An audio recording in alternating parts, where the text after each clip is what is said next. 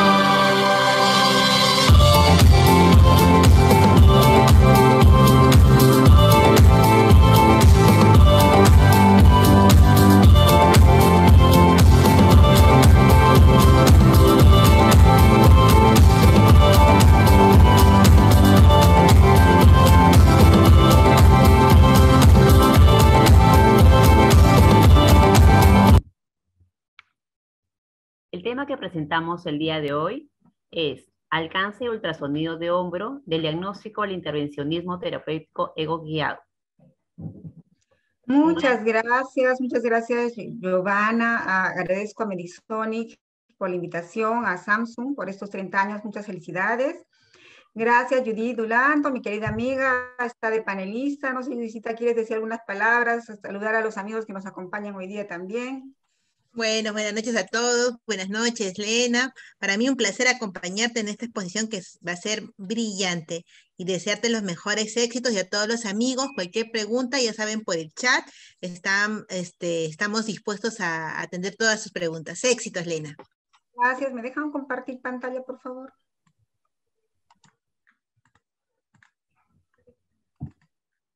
Bueno, amigos, a lo que hemos venido. Muchas gracias por estar ahí. Sé que están de noche un poco cansados, pero espero que les sea útil esta charla. Miren, esta charla es un poco diferente porque vamos a ver hasta dónde llegamos con el ultrasonido. Muchas veces cuando esta linda especialidad y sobre todo la subespecialidad de ultrasonido nos ha abierto muchas puertas, ¿verdad? Sobre todo conocer a grandes amigos y grandes maestros con los que nos hemos venido desarrollando. Y sobre todo cuando uno empieza a hacer ecografía, le dicen, no, la ecografía no sirve para nada porque solo se puede ver el tendón del bíceps. Y cuando ustedes van entrando en el camino largo del músculo esquelético, van a ver que el ultrasonido resuelve muchos problemas, ¿no? Sobre todo donde en todos los lugares no tenemos resonadores. Así es que vamos dando de acuerdo a la experiencia que vamos creciendo y resuelve muchos problemas. Entonces, por ejemplo, en las ecografías de hombro, ¿no? Que esto es más o menos un resumen del curso que hemos dictado con la doctora Judith. En las ecografías de hombro estamos acostumbrados a ver el bíceps extraarticular con la tuberosidad menor y mayor, y luego nos olvidamos de ver el intervalo de rotadores. Ya hace mucho tiempo se está evaluando por ultrasonido el intervalo de rotadores, y bueno, vamos a ver este videito. Lo empezamos a evaluar con la ecografía de bíceps, ¿no? Por ejemplo, acá estamos un bíceps en la porción extraarticular, en la tuberosidad menor y mayor, y cuando va desapareciendo la superficie de la corredera bicipital, estamos ya aquí encima, miren la mano cómo está acá, encima de la cabeza humeral, y estamos en el intervalo rotador, ¿no? Claramente se puede ver acá el tendón del bíceps, el subescapular y el supraespinoso. Entonces, antes de pasar a la siguiente evaluación, recordemos la anatomía. Para que ustedes comprendan y se animen a seguir aprendiendo ultrasonido musculoesquelético, tienen que dominar la anatomía. Y bueno, la anatomía, recordemos que el espacio que hay entre el subescapular y el supraespinoso, ya varias veces lo hemos repetido, es el intervalo de rotadores, ¿no? Y también vamos a ver como techo, como estamos acá en la imagen, el coracomeral y el piso glenohumeral superior. ¿Por qué estamos evaluando esto? Porque podemos hacer el diagnóstico de capsulitis adhesiva cuando estamos haciendo ecografía. Muchos dicen, no, no se puede ver. Sí se puede ver, lo vamos a ver muy bien. Tenemos la resonancia con la correlación, el tendón del bíceps intraarticular. Miren, acá está la cabeza del húmero, y acá tenemos el supraespinoso, el infraespinoso, el manguito rotador, el ligamento coracomeral, y recuerden, el glenohumeral superior está por acá en el piso del intervalo rotador. Eso también es un concepto novedoso, porque cuando estudiamos el techo del intervalo rotador, tenemos el techo que es lo formado por el ligamento coracomeral, ¿no? Y la anatomía se va actualizando, se van haciendo más disecciones, y el ligamento coracomeral se ha visto que va a tener unas fibras que se van a ir hacia la tuberosidad mayor y menor, tipo como una tienda, como un techo, y vamos a ver que este ligamento coracomeral también va a formar parte de lo que es el cable rotador, ¿no? Todo esto es importante porque lo vamos a ver muy bien en la ecografía. Recordemos que aquí este es el proceso coracoideo, y está como un techo y va a recubrir totalmente el intervalo rotador, el espacio, ¿no? Para los que recién están aprendiendo ultrasonido, hay de todo en nuestros médicos que están ahorita. Hay médicos que son profesores, que están conectados, hay médicos que recién están aprendiendo, pero esto es para que veamos hasta dónde podemos llegar. Miren, acá tenemos el tendón del bíceps, muy bien, en el techo tenemos al coracomeral, y abajo en el piso el glenohumeral superior. Entonces, cuando hay capsulitis adhesiva, ya están demostrados todos los signos en autorresonancia, en resonancia. Se engruesa el coracomeral, ¿no? Hay un incremento de señal en interrotadores, hay un proceso inflamatorio, la cápsula también se engruesa, y vamos a poderlo evaluar en la ecografía. Aquí tenemos una imagen muy didáctica, muy linda de este artículo, donde vamos a ver la cabeza del húmero, el subescapular, el supraespinoso, y el tendón de la porción larga del bíceps con su techo, el coracomeral y el piso, el glenohumeral superior. Miren aquí también una artorresonancia, muy bien, la misma correlación, bíceps, el techo es el coracomeral, el piso es el glenohumeral superior, y vamos a ver que tenemos este espacio entre el subescapular y el supraespinoso, todo este espacio. Esta es una imagen 2D, pero en 3D es un espacio largo, ¿no? Vamos a tener el intervalo rotador. Miren nuevamente, acá tenemos el subescapular, el supraespinoso. Esta imagen la hemos hecho evaluando el bíceps en una forma normal, con el codo flexionado, y desplazando el transductor hacia la cabeza del húmero. Subescapular, supraespinoso, y acá tenemos el montaje del diseño, ¿no? Para que más o menos nos ubiquemos. Recordemos que la anatomía, la ecografía tiene este límite. El hueso me va a dar una sombra posterior, y a partir de ahí no voy a ver el edema, no puedo ver nada, pero puedo ver muy bien los tendones. Acá tenemos el subescapular supraespinoso, y acá tenemos el tendón del bíceps, que está en su techo del intervalo, sería el coracomeral y el glenohumeral superior por abajo. Muy bien, eso ya está demostrado hace mucho tiempo, desde el 2010 se ven los artículos cómo están evaluando el intervalo rotador. Este es un artículo del 2015, ¿no? El bíceps supraespinoso, subescapular, el coracomeral, el glenohumeral superior. Y también nosotros estamos evaluando ya hace mucho tiempo, ¿no? La cabeza del húmero con la posición que les dije normal, esta de flexión y un poquito más que en la posición del bíceps común y corriente vamos a hacer un poquito de reducción. Y tenemos el coracomeral y el glenohumeral superior en el intervalo rotador. Les aconsejo también que para que tengan una visión, cuando el paciente es muy musculoso, hay mucho plano muscular, hay que dar un poquito más de profundidad y hacer mejor la vista trapezoidal para que se pueda evaluar muy bien. Entonces aquí tenemos al tendón del bíceps, acá tenemos el tendón del bíceps, una resonancia, supraespinoso tenemos, ¿no? Y acá el techo, el coracomeral y el glenohumeral superior se puede correlacionar muy bien con la ecografía en esa parte. Y esta imagen es mucho mejor. Ahorita te voy a acomodar mi pantalla porque Giovanita creo que estás con la cámara prendida y quiero acomodar para que puedas apagar tu cámara y me estén visualizando. Gracias.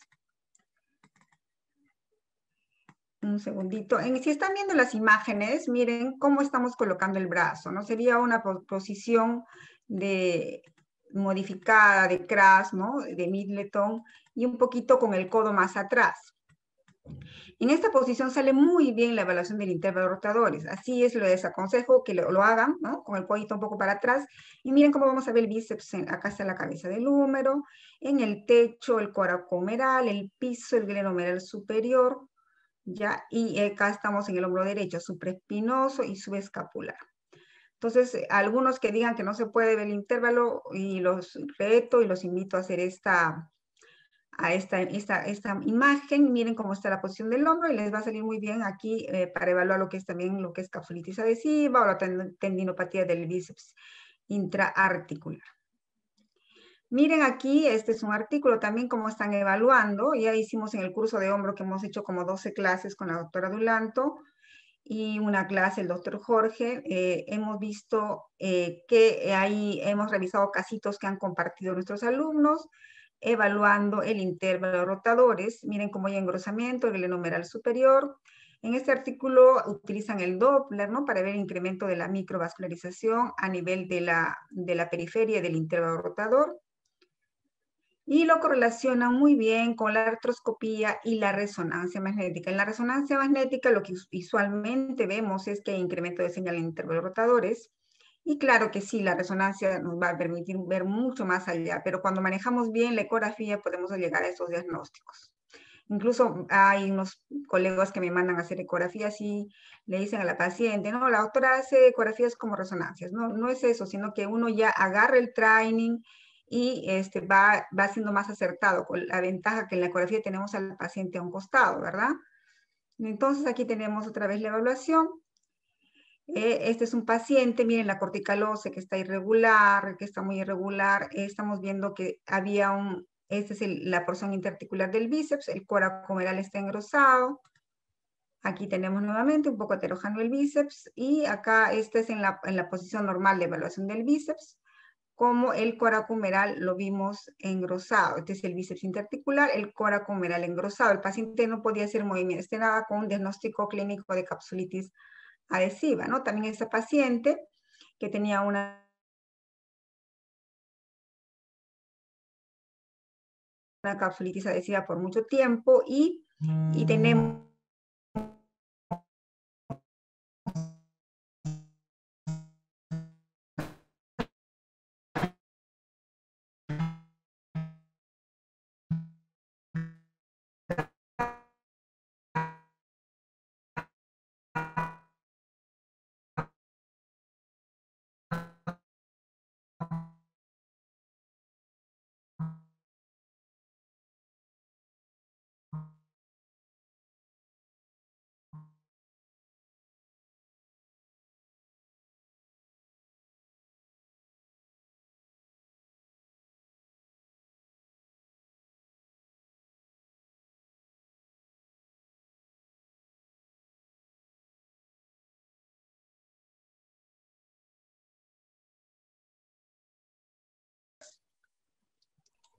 que el paciente está a nuestro lado, tiroideos, ¿verdad? Un momentito. Lenita, ha habido un pequeño desfase, claro que de unos 20 segunditos, no sé si podría repetir tu última y penúltima Ah, diapositiva. ya. Claro, claro. Gracias, porque creo que me sale aquí la conexión. Inestable debe ser.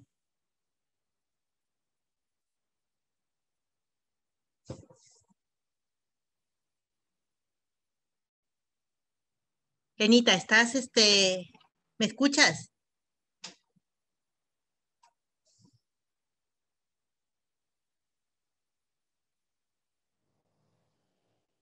Creo que hay problemas con la doctora Elena, se está tratando de nuevamente de incorporar, pero ella está tratando una forma muy dinámica, muy didáctica, eh, Ahí de estoy, hablar del Judithita. intervalo. ¿Me escuchas, no, Lenita? Sí, sí, te escucho bien. Se cortó, ¿verdad? Sí, se cortó. Ya, vamos a ver otra vez por la conexión. Es un poco raro, porque ya hemos hecho un montón de clases, Judith, ¿no? Y nunca se me ha cortado. Ajá.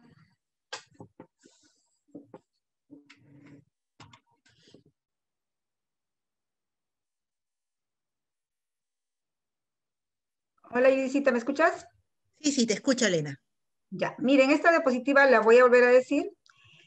Esta es una paciente con antecedente de capsulitis adhesiva. ¿Me escuchan ahí? No, cualquier cosa me interrumpe, Judith, por favor, si no se escucha otra Ujú. vez.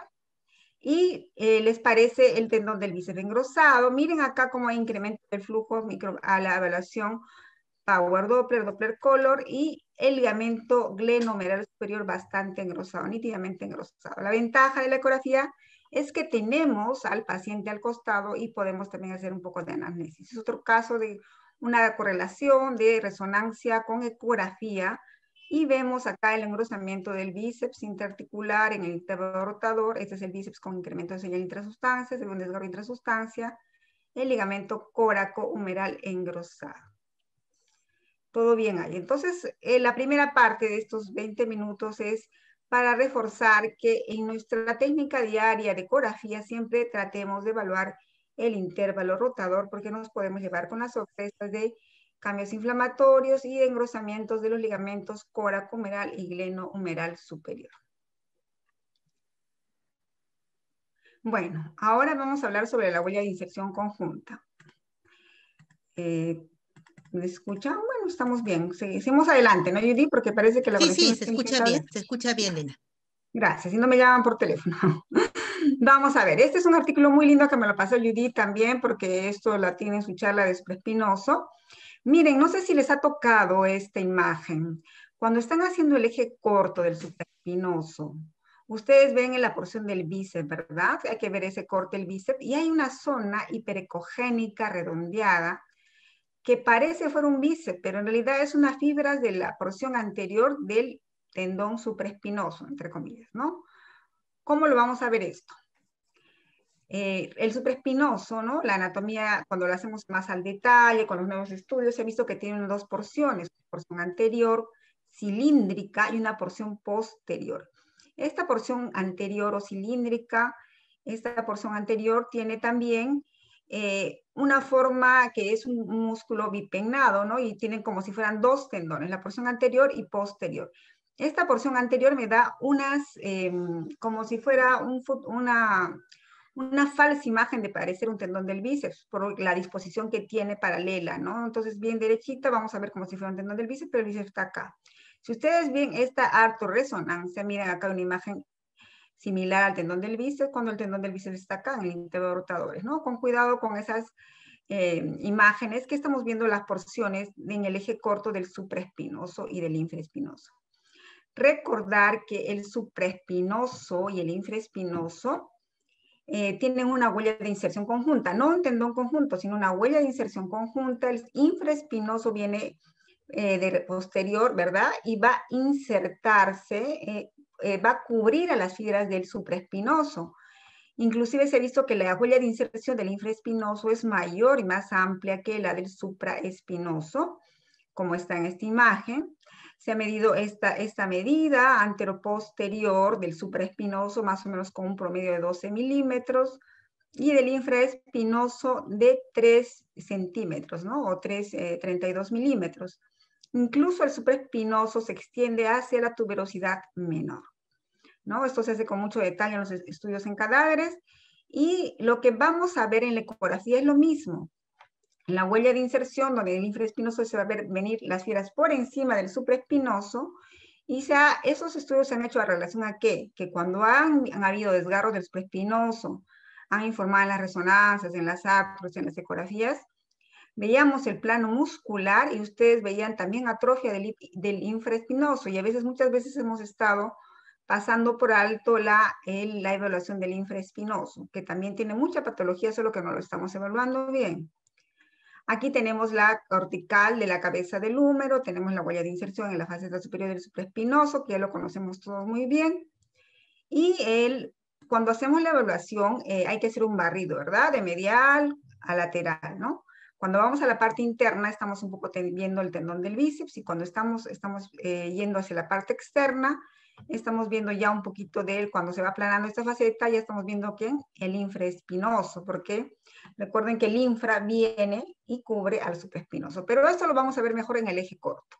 Miren lo mismo que vimos acá, esta es la cabeza del húmero, y encima de la cabeza del húmero, a nivel del corte que da al bíceps, tenemos al supraespinoso y al infraespinoso. ¿Cuál es el supraespinoso? Este es el supraespinoso. Ya el infraespinoso viene cubriendo por encima, ¿no? Por encima al supraespinoso, y vamos a tener acá más anterior a la huella de inserción conjunta. Acá tenemos la apófisis coracoides y el bíceps, ¿no? El coracohumeral y el glenohumeral superior. Acá tenemos un diseño que deberíamos poner que las fibras del ligamento coracohumeral van a continuar para formar el cable rotor tanto por abajo como por encima. Eso también se ha descubierto, se sabe ya muy bien ahora. Pero en el eje largo vamos a ver bien el supraespinoso cuando estamos en la faceta superior, y en el eje corto, recordar que estamos evaluando supraespinoso e infraespinoso. Hay que visualizar los dos a la vez en el eje corto, porque a veces vemos desgarros que están acá y que se extienden al infra, y no lo estamos poniendo en el informe, así es que hay que agregar también lesiones del infraespinoso. Miren cómo evaluamos el eje corto. Y acá tenemos la cabeza del húmero, el tendón del bíceps, y acá estamos con el supraespinoso y el infraespinoso en la región que viene cubriendo por la parte posterior. Muy bien, entonces aquí tenemos algo un poquito más detallado. Miren aquí en este artículo cómo el ligamento coracohumeral, ¿no? Viene con sus fascias, va a cubrir el techo del intervalo rotador. Hay unas fascias que van a cubrir, hay unas fibras que van a cubrir la superficie del supraespinoso y sobre todo la parte inferior del supraespinoso e infraespinoso. También se ha visto que cubre al subescapular, a la porción superior. O sea, el ligamento coracohumeral es bastante amplio.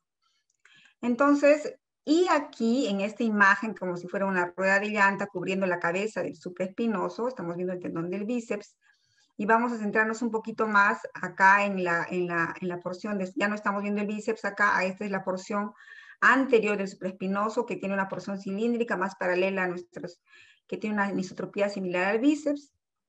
Vamos a ver varias cosas. Aquí tenemos al supraespinoso y acá tenemos al infraespinoso. ¿Y qué es lo que tenemos acá? Las fibras del coracohumeral van a pasar aquí por debajo, reforzando la cápsula del supraespinoso, la cápsula del hombro, y las fibras miotendinosas y tendinosas del supraespinoso van a estar aquí, y las fibras del infraespinoso van a venir cubriendo, ¿no? Entonces, cuando hay lesiones bien pegaditas al hueso, también estamos viendo lesiones de la cápsula articular y del coracohumeral, ¿no? Hay unas lesiones que se pueden ver ahí, y hay que describirlo siempre cuando es la porción profunda del supraespinoso y cuando estamos viendo también lesiones del coracohumeral. Hasta ahí todo bien. Judicita, ¿se escucha bien? Porque no sé si... Sí, Lenita, hay una pregunta. ¿Las preguntas quieres al final o están preguntando no, por los dame tópicos? una pregunta porque creo que estoy yendo muy rápido. Ahorita acabamos. Entonces vamos, una pregunta del primer tópico y también que tiene que ver con el segundo, que es importante lo que has mencionado. Con respecto al ligamento coracumeral, y que se ve casi en todo, ¿no? Y que forma parte también del cable, del rotador. Preguntan si hay una medida estándar límite para mencionar engrosamiento del ligamento coracumeral. No tenemos medida estándar, así como otros preguntan cuál es el grosor del supraespinoso, ¿no? Recordemos que la contextura anatómica es variable y la ventaja de la ecografía es que podemos comparar el hombro en forma comparativa, ¿no? Como su nombre lo dice, porque ustedes van a ver, por ejemplo, este es un paciente normal que no tiene síntomas y van a ver el grosor, vamos a compararlo para que lo vean. Ustedes cuando llevan haciendo ecografía van a hacer un ojo clínico ecográfico y van a poder estar, por ejemplo, fíjense en esta imagen, ¿no? Acá tenemos el coracomeral y este glenohumeral bastante grueso comparado con este paciente normal. Este es un paciente normal, joven. Miren, se ve una banda fina, ecogénica, casi lineal, comparado con esta imagen del artículo, por ejemplo, ¿no? El glenohumeral superior y el coracumeral es bastante llamativo a la vista también, ¿no? Ahora, ustedes van a asegurar su diagnóstico de capsulitis porque no van a encontrar ningún tipo de desgarro, no va a haber desgarro supraespinoso. También puede estar asociado a desgarros, ¿no? Otra lesión no van a encontrar, generalmente van a encontrarles engrosamientos de ligamentos, en la tendinopatía del bíceps interarticular, tenosinovitis, y vamos a hacer diagnóstico de capsulitis selectiva. Bueno, y lo importante de la huella de inserción del supraespinoso e infraespinoso es que hay que hacer los diagnósticos de lesiones de infraespinoso que se nos están pasando en los diagnósticos. ¿Había otra pregunta, Judith? No, Lenita, pero acá nos manda Rocío, dice que no se escucha, pero yo te escucho bien, ¿ah? Ah, sí, de repente, no sé, a veces uno no sube el volumen a ver, no sé si alguien más podría ver alguna pregunta, alguien puede mandar un mensajito si se escucha bien para continuar, si no, pues, Sonia y Roger están diciendo que se escucha bien. ya, Rocío tiene problemas con el audio. Rocío, por favor, puedes, ver el audio, igual lo vamos a grabar, no se preocupen, vamos a grabar y vamos. Muchas gracias por las preguntas. Vamos a pasar a otro tema importante, del subescapular. Amigos, el subescapular es muy importante, es muy fácil evaluarlo en la posición sentada, con rotación interna y externa, y es el rotador interno, ¿no? El principal del manguito rotador, pero se pasa mucho los diagnósticos de las fibras proximales. Como dice la pregunta, ¿se pueden evaluar los desgarros de fibras proximales por ultrasonido? ¿Por qué hago la pregunta? Porque hay muchos artículos que dicen que incluso con la resonancia y artroresonancia, con la correlación de la artroscopía, cuando entran ya los traumatólogos a operar, no vieron los pequeños desgarros de las porciones proximales. Entonces hay una técnica para que los comparto, para que puedan evaluar muy bien. Miren, el subescapular, como hemos dicho, pasa por debajo del espacio coracoideo. Ahí se hace una resonancia, una ecografía. El eje corto siempre tiene el patrón en pluma de ganso, eso ya lo conocemos muy bien. Y va a ser las maniobras de rotación interna y externa, ¿no? Que lo vemos muy bien en la evaluación ecográfica. Pero cuando hacemos esta posición de sentado y con la rotación interna y externa, no podemos evaluar muy bien las fibras superiores, ¿no? Esa es la posición normal que siempre estamos haciendo, ¿no? De rotación interna y externa. Acá está la tuberosidad menor, se inserta en la tuberosidad menor. Tenemos también al tendón del bíceps y esta es nuestra forma de hacer rotación interna y externa. Pero lo que pasa es que este es un músculo multipenado. Si vemos acá, este es el bíceps. Para acá vamos a ver su escapular. Miren las fibras musculares y tendinosas. Son varias fibras, ¿no? Entre 4 y 6, que esta es la porción muscular, estamos a la parte muscular, ¿no? Este es el subescapular. Y esas fibras van a llegar en forma paralela, como si fueran varios tendones bíceps, varios tendones ovoideos a la tuberosidad menor.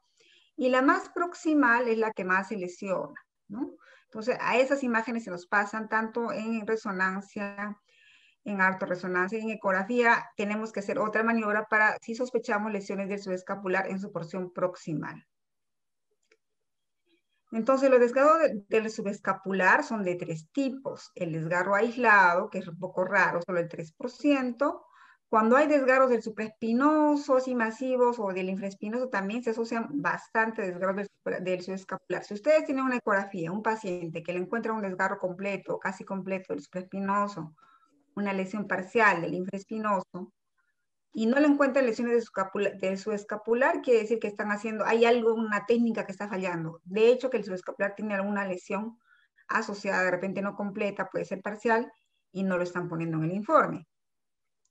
Ahora, también las lesiones de la porción anterosuperior del manguito rotador también me dan un 30% de lesiones del subescapular. Esa es la clasificación más conocida, sobre todo por nuestros amigos traumatólogos, ¿no? De la FOS, donde hay tipos. Miren, el subescapular es amplio, un músculo con tendones, es un músculo multipenado que tiene varias fibras tendinosas, de 4 a 6, y va a llegar a la tuberosidad menor. Muy bien, entonces vamos a ver que la porción proximal, ¿no? La porción proximal, cuando se lesiona el tercio proximal, tenemos una lesión parcial solamente de tipo 1. Mientras más porciones vayamos tomando, la lesión puede ser completa, hasta de tipo 5, ¿no? Estas lesiones proximales son las que nos estamos viendo porque están muy proximales, ya llegando al intervalo rotador y no estamos evaluando. Entonces, ya hay varios artículos que dicen el subescapular, el tendón olvidado, el tendón oculto, que no lo podemos diferenciar.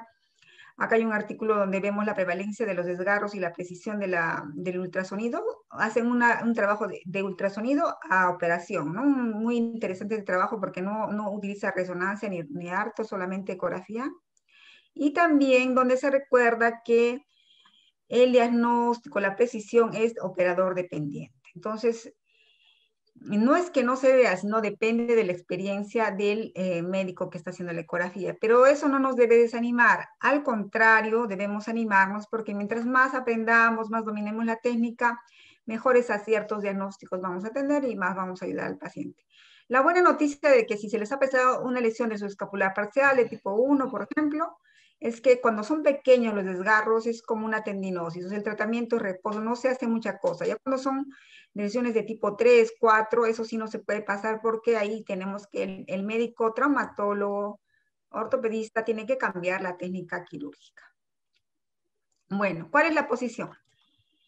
Esta posición la aprendimos del doctor Marnix y también del doctor Carlo Martinoli, ¿no? Ellos hacen en posición de cúbito y el brazo colgado. Al hacer como está en la imagen, miren cómo está colgado, incluso un poquito de presión, van a exponer todo el troquín o la tuberosidad menor.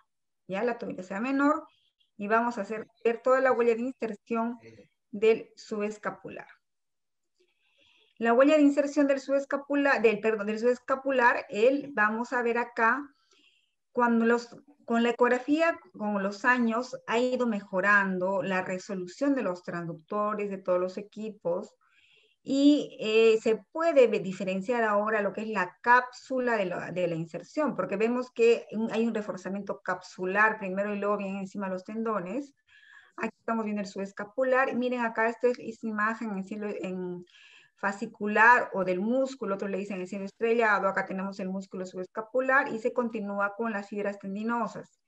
Lo que está pegado al hueso, hoy día justo vi una alumnita, me decía, doctor, eso negro que veo que es líquido. No, esto es el cartílago, ¿verdad? Y lo que está pegado al hueso y se continúa desde la reporción más profunda es la cápsula. Y acá tenemos el tendón del subescapular en el eje largo, vamos a ver el eje corto. Entonces es el eje, acá también tenemos el subescapular, esta es la posición, el eje corto. Vamos a ver todos los tendones, como si fuéramos bíceps, ¿no? 4 fibras tendinosas. Y vemos el videíto aquí. Miren, estamos evaluando, acá tenemos la cápsula, si se la seguimos en la cápsula, el músculo y la porción tendinosa del subescapular en la inserción a nivel de la tuberosidad menor. Estamos viendo toda la inserción como que está expuesta, más fácil de ver, ¿verdad? Creo que hay otro video. Acá, miren también, acá tenemos el coracoides, acá está el músculo subescapular y estoy yendo hacia la porción de la tuberosidad menor. y se ve mejor, mucho mejor la inserción del subescapular. El cartílago, y en la porción proximal la vamos a poder evaluar. Acá es un último video y veamos acá la cápsula, el cartílago, el músculo, la unión miotendinosa y la tuberosidad menor del subescapular. Y vamos a ver muy bien la inserción. Un ejemplo para ver esto, ¿no? ¿Qué vamos a ver? Entonces, cuando ustedes tengan sospecha de lesiones de subescapular y no lo estamos viendo bien o se puede ver, lo echan al paciente de cúbito dorsal con el brazo extendido y se va a exponer mejor el área del látigo estaminal. Por ejemplo, acá tenemos. Esa es una posición común habitual, que el paciente está sentado, está haciendo rotación interna y externa, y les llama la atención algo, hay líquido, ¿verdad?, en la bursa subcoracoidea, y aparentemente, bueno, acá falta hacer el girar y ver el eje corto, que probablemente veamos una lesión acá, pero miren la diferencia aquí en la posición de cúbito dorsal, miren, incluso parece que más presión el líquido de la bursa, por algo hay líquido, ¿no? Se ve más líquido, estoy viendo mucho mejor la tuberosidad menor y estoy haciendo un eje corto, y acá empieza a aparecer una imagen anecogénica que no desaparece con la posición de balanceo o taco-punta, ¿no? Porque a veces esa anisotropía sí persiste la lesión, y estoy viendo la lesión de las fibras superiores del subescapular. Entonces, acá tenemos esta nueva, bueno, esta sí ya había esta maniobra, pero les aconsejo que podemos evaluar también las porciones proximales del subescapular. Bueno, Lenita. Sí, una pregunta. Sí, la red está bien intensa. Entonces, hay varias preguntas. Antes de pasar, están preguntando, Lynn Mal, que está preguntando, para finalizar ya con el ligamento coracumeral, si hay una imagen característica ecográfica de ruptura total del ligamento coracumeral. Bueno, la característica va a ser que no tengamos el techo del intervalo rotador. Para enseñarle la imagen tendría que tener un caso para ahorita a la mano, pero ahorita no lo tengo, ¿no? Hay que compartirlo, pero la imagen es ver intervalo rotador y normalmente tiene una imagen ecogénica lineal encima. Si no encuentro eso y está asociado a desgarro supraespinoso, sobre todo lo podemos ver en desgarros completos, ¿no? Que tiene la porción profunda de espesor completo del supraespinoso, ya no vamos a ver cable rotador. El cable rotador está formado por el coracohumeral, ¿no? Entonces ahí hay una lesión con seguridad del ligamento coracohumeral. También sigue, muy bien, Lena, también hay otras preguntas. A ver, manifiestan también ante la casuística de desgarro del tendón del subescapular, hay con frecuencia la terminología de tendinosis del tendón subescapular. ¿Qué signos ecográficos encontramos? Pregunta Carlos. Gracias, Carlos, con la pregunta. Claro, esto, saben que músculo esquelético es bastante amplio y eso ya lo hemos demostrado con el curso que hemos estado con la Judy. Eran 12 clases y podíamos hacer, si quieren, 20, ¿no? Pero bueno, si hablamos de tendinosis, la tendinosis es bastante frecuente, ¿no? Si ustedes tienen tendinosis del supraespinoso, van a encontrar también tendinosis del subescapular, y en los informes de resonancia también son muy frecuentes las tendinosis del subescapular. Incluso hay tendinosis que no parecen, que son pequeños desgarros y estamos informándolo como tendinosis.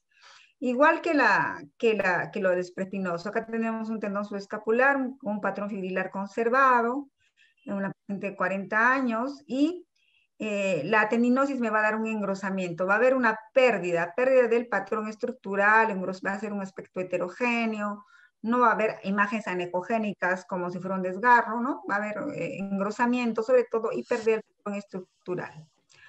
Cuando es una tendinosis crónica se asocia a pequeños desgarros intrasustancias. Eso sí, también eso es lo que hay que ver, como todo tendón, ¿no? Y también para completar y cerrar esa pregunta, dice, ¿cuál es la representación ecográfica de los desgarros laminares del subescapular? Está preguntando el doctor Lynn Malky. Doctor Malky, qué gusto, doctor Malky, ¿cómo está? Sí, bueno, la representación ecográfica, igual que la primera pregunta que me hizo, porque tendría que tener otro caso, pero es una imagen anecogénica, ¿no? Completamente, que no desaparece con el balanceo o con la maniobra de taco punta, porque a veces podemos ver anisotropía un poquito de hipocogénico, Entonces hay que hacer esta maniobra y esa imagen anecogénica no desaparece en la maniobra de balanceo, ¿no? Esos son los diagnósticos diferenciales de todo desgarro tendinoso, porque a veces justo también he visto informes que ponen desgarro espinoso y lo único que hay es una faceta superior bien profunda y hay mucha anisotropía. Pero gracias por las preguntas, muy buenas y bastantes. Primera vez que tenemos tantas preguntas.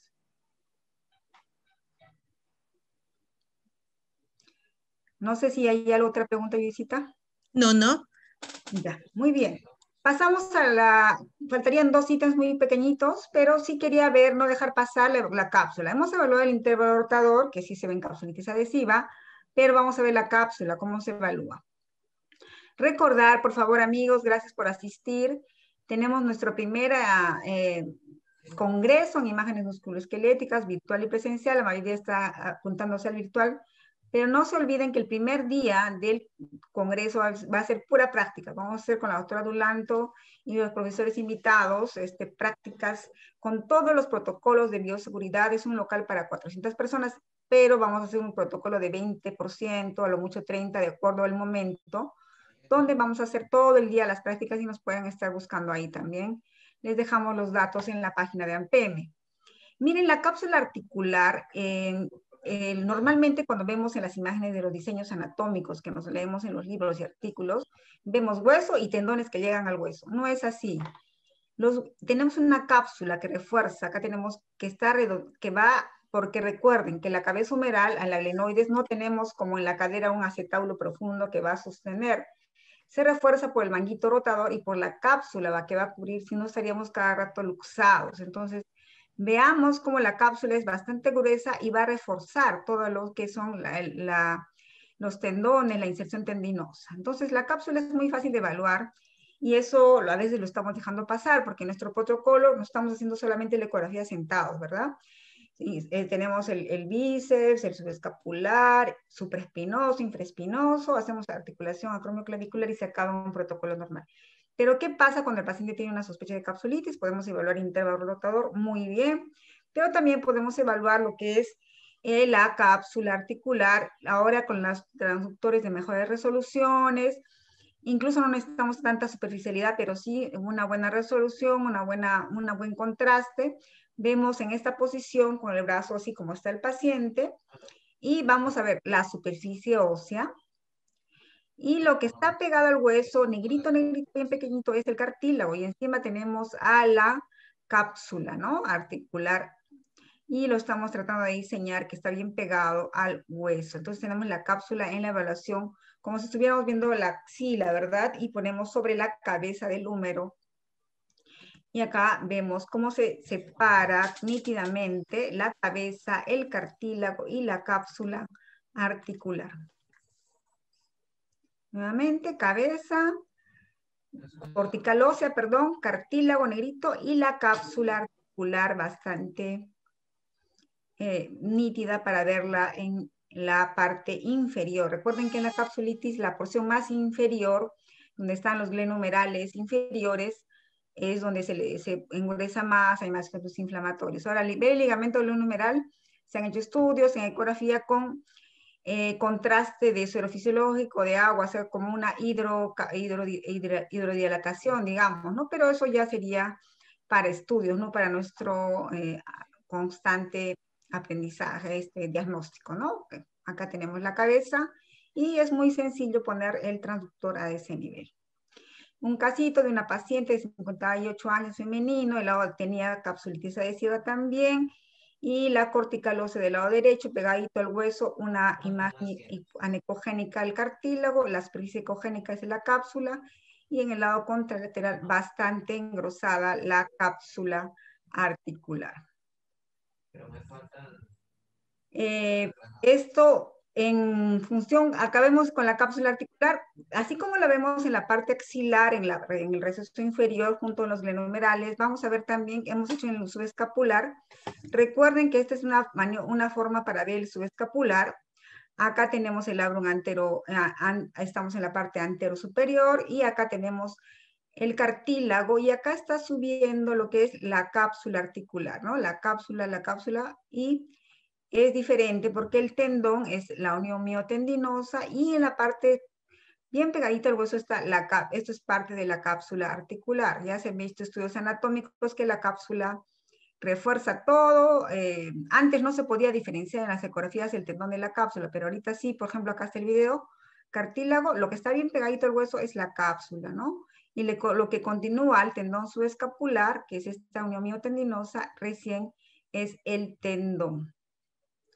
Incluso cuando evaluamos lo que es el supraespinoso, que hemos hecho este slide, se ha visto que el coracomeral refuerza, ¿no? Va a pasar por debajo del supraespinoso, infraespinoso, para formar lo que es el cable rotador y se fusiona con la cápsula articular y con las fibras profundas del supraespinoso. Todo esto es el complejo capsular y ligamentario, así como de las fibras profundas. En este artículo lo pueden revisar. Se ha podido en los estudios de anatomía despegar fácilmente el supraespinoso y el infraespinoso de la cápsula articular. Bueno, si no habría otra pregunta, pasamos a la última parte. Lenita, Sí. hay preguntas. Entonces se me había pasado de las preguntas de Question and Answer, de la otra aplicativo de aquí del Zoom, pero no quiero dejar de preguntar lo que dicen nuestros colegas. Roger Gutiérrez manifiesta, ¿se puede informar como degeneración mucoide en tendinosis o es un término exclusivo de la resonancia magnética? No, no lo usamos en ecografía, no lo usamos y creo que degeneración mucoide más me suena a un término histológico, ¿no? Igual que antes usábamos tendinitis, ¿no? Pero sí lo he visto que se usa mucho en resonancia la degeneración mucoide de los ligamentos cruzados, ¿no? La degeneración mucinosa. ¿Se refiere a la degeneración de qué tendón o ligamento quiere el doctor? Del tendón, hacia el contexto del tendón. Supongo el tendón Lo que sí subescapular que podemos estamos... informar en ecografía y hay buena correlación los desgarros intrasustancia, ¿no? Que sí se ven en la ecografía y en la resonancia muy bien. La ecografía es muy buena para tendones, ¿no? Hay otras cosas que están muy limitadas, pero para tendones es muy, muy buena y tiene una alta correlación con las artroscopías. Pero no usamos degeneración micoide ni tampoco los maestros lo he escuchado, tampoco lo he leído en ecografía, ¿no? Lenita, en esta brillante posición que estás haciendo, uno de los colegas, Caridad, pregunta en la terminología, ¿no? Dice, ya no se utiliza el término de tendinitis en procesos inflamatorios, entonces sería tendinosis. Creo que sería preciso que refuerces tendinopatías, tendinitis y tendinosis para que los colegas puedan cerrar ya este ciclo. Ah, claro que sí. Mire, antes se usaba el término tendinitis, pero se ha visto que es un término que más usan los patólogos. Y ustedes tienen que usar un término más general porque lo que está actualmente utilizándose son las tendinopatías. Si ustedes ponen un diagnóstico de tendinopatía, no tiene pierde, pero si es el término tendinosis indica degeneración o tendinopatía crónica. Si están seguros que es una tendinopatía crónica, está bien que le pongan tendinosis. Pero en general, si no saben si es agudo o crónico, pueden poner tendinopatía. Con eso estamos haciendo el diagnóstico de un tendón enfermo, que tiene alguna lesión predisponente. Ya cuando hay desgarro sin ningún tipo de temor, pueden poner lesión parcial, lesión completa, depende del tendón en lo que estemos viendo, ¿no? O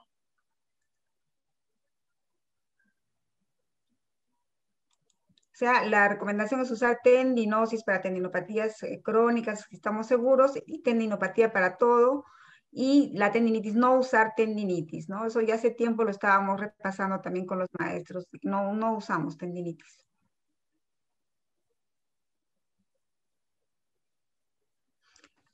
¿Se escuchó, Judicita? Sí, perfecto.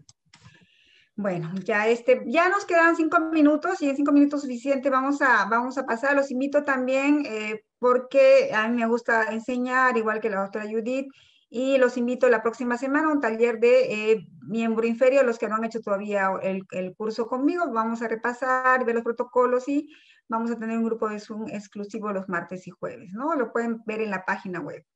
Miren, la ventaja de la ecografía no solo es diagnóstica, la ventaja de la ecografía es que podemos empezar a hacer procedimientos ecoguiados. Lo están haciendo mucho los traumatólogos, los reumatólogos, y podemos hacer, por ejemplo, en hombro, infiltraciones interarticulares para lo que son osteoartritis, osteoartrosis, capsulitis adhesiva, vamos a hacer las hidrodilataciones, tanto vía anterior o posterior. Pueden haber también en las tenosinovitis del bíceps, infiltraciones de los tenosinovitis. Lo más frecuente, las bursitis subacomedodeltoideas con guía ecográfica. Se puede hacer también las infiltraciones de las bursas, vamos a hacer los bloqueos del nervio supraescapular. Y bueno, si hubiera una lesión deltoidea amplia, puede hacerse también un drenaje de los hematomas.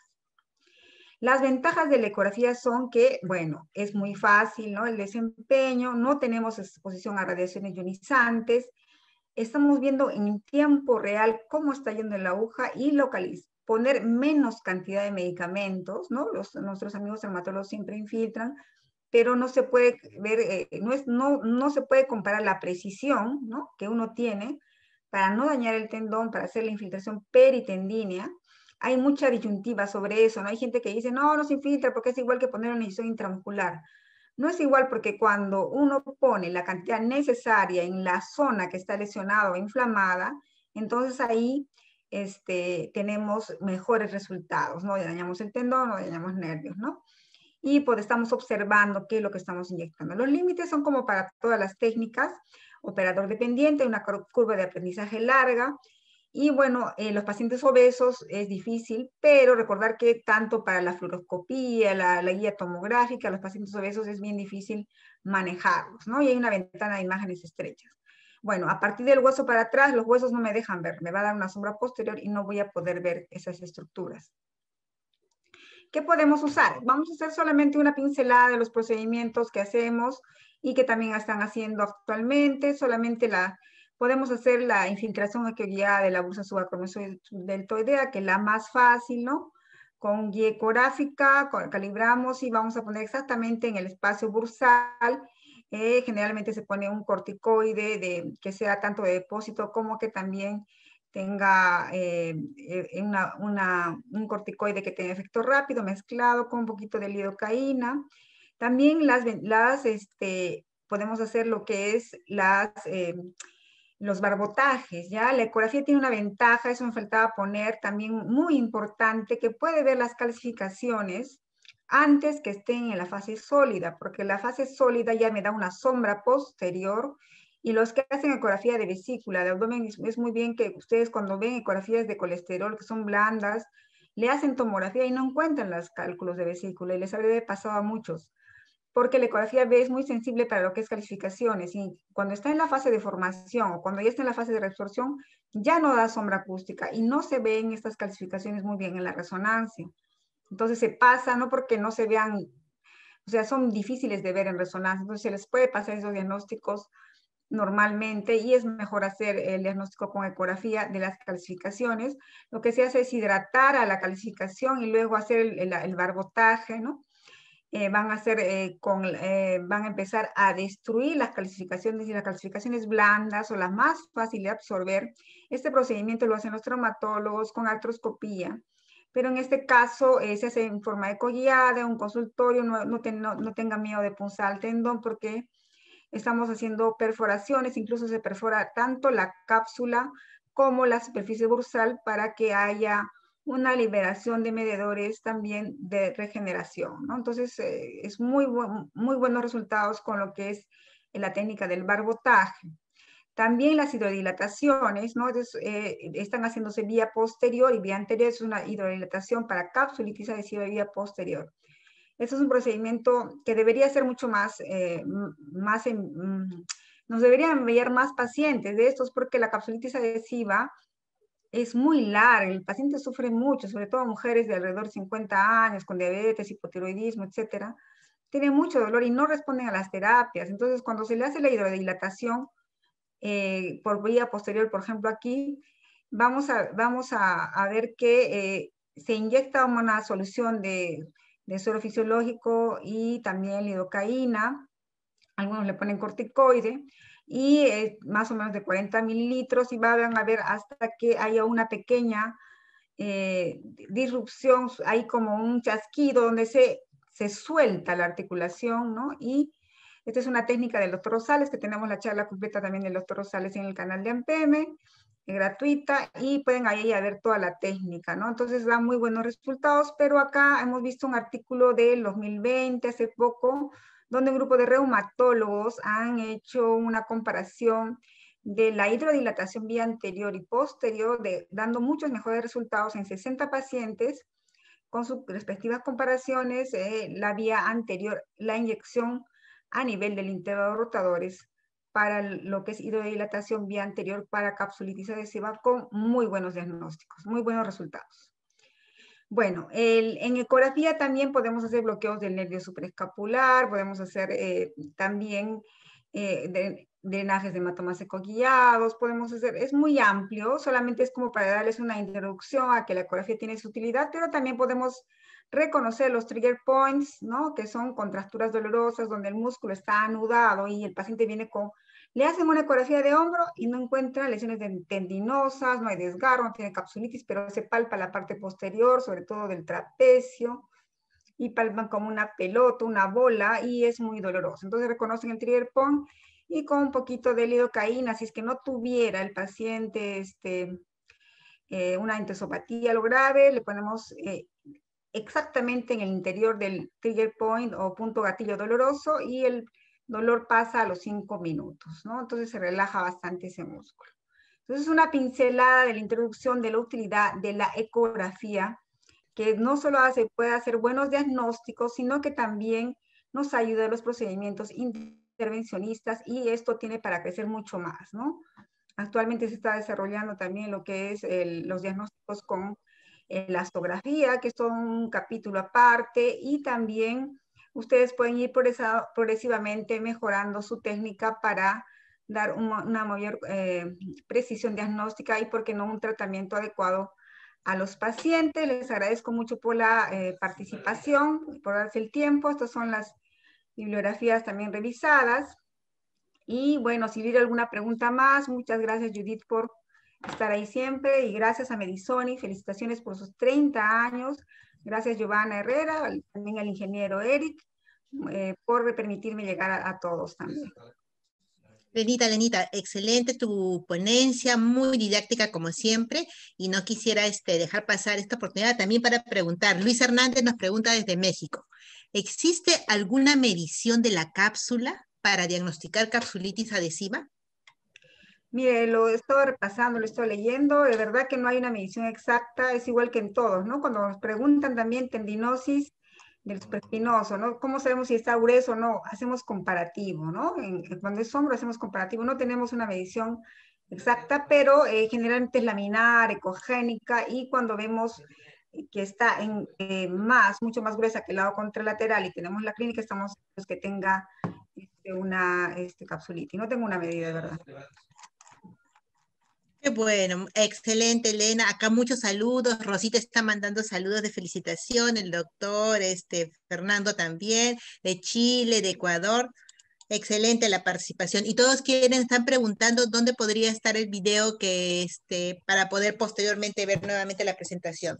Wilson desde Guatemala está saludando. Ah, qué bueno, qué bueno. Muchas gracias, queridos amigos. Y sí, va a estar disponible, Medisoni nos va a hacer llegar el video.